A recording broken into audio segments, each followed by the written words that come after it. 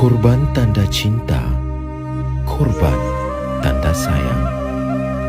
Marilah berkorban bersama Ibadah SG memberikan sinar harapan kepada mereka yang merasai daging korban setahun hanya sekali sahaja di bulan yang penuh berkah ini. Bila mana kita melaksanakan ibadah korban ini, dia bukan hanya kita membahagiakan diri kita sebenar-benarnya. Rahsianya adalah kita membahagikan orang lain, daging korban kita yang kita agihkan kepada fakir miskin, anak yatim.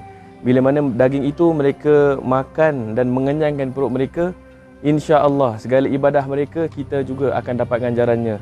Dan bila mana kita mengenyangkan perut-perut orang-orang miskin ini, janji Allah itu pasti perut kita juga Allah tidak akan laparkan, insya-Allah. Dan pahala akan terus berjalan hingga hari kiamat, insya-Allah.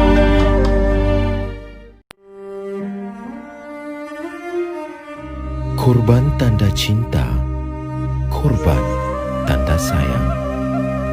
Marilah berkorban bersama Ibadah SG memberikan sinar harapan kepada mereka yang merasai daging korban setahun hanya sekali sahaja di bulan yang penuh berkah ini. Bila mana kita melaksanakan ibadah korban ini, dia bukan hanya kita membahagiakan diri kita sebenar-benarnya. Rahsianya adalah kita membahagikan orang lain, daging korban kita yang kita agihkan kepada fakir miskin, anak yatim.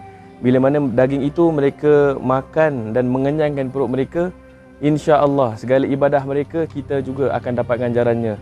Dan bila mana kita mengenyangkan perut-perut orang-orang miskin ini, janji Allah itu pasti perut kita juga Allah tidak akan laparkan, insya-Allah. Dan pahala akan terus berjalan hingga hari kiamat, insya-Allah.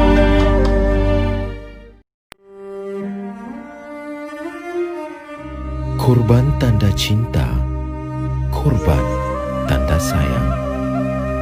Marilah berkorban bersama Ibadah SG memberikan sinar harapan kepada mereka yang merasai daging korban setahun hanya sekali sahaja di bulan yang penuh berkah ini. Bila mana kita melaksanakan ibadah korban ini, dia bukan hanya kita membahagiakan diri kita sebenar-benarnya. Rahsianya adalah kita membahagikan orang lain, daging korban kita yang kita agihkan kepada fakir miskin, anak yatim. Bila mana daging itu mereka makan dan mengenyangkan perut mereka, insya-Allah segala ibadah mereka kita juga akan dapat ganjarannya.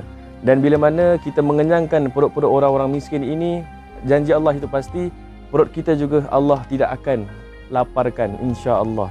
Dan pahala akan terus berjalan hingga hari kiamat, insya-Allah.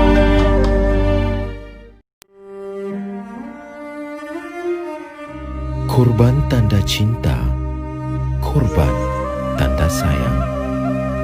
Marilah berkorban bersama Ibadah SG memberikan sinar harapan kepada mereka yang merasai daging korban setahun hanya sekali sahaja di bulan yang penuh berkah ini. Bila mana kita melaksanakan ibadah korban ini, dia bukan hanya kita membahagiakan diri kita sebenar-benarnya. Rahsianya adalah kita membahagikan orang lain, daging korban kita yang kita agihkan kepada fakir miskin, anak yatim.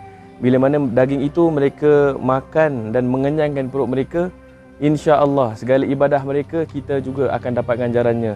Dan bila mana kita mengenyangkan perut-perut orang-orang miskin ini, janji Allah itu pasti